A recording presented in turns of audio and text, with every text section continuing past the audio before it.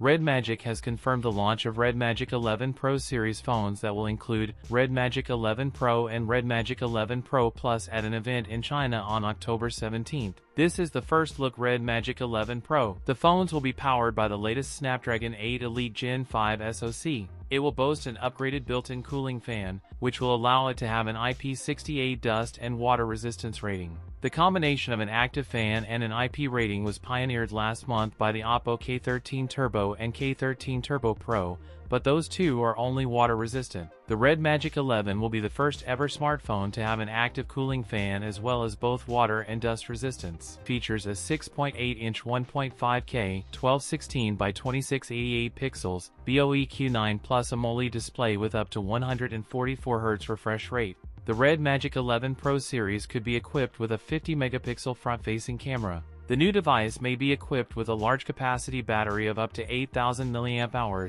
It is also said to include a top-end touch control chip aimed at improving responsiveness in gaming scenarios, with 120W charging support, which will completely solve the endurance anxiety of heavy gaming players. That's it for today's video. If you enjoyed it, don't forget to like, comment, and subscribe for more content. Thanks for watching, and I'll see you in the next one.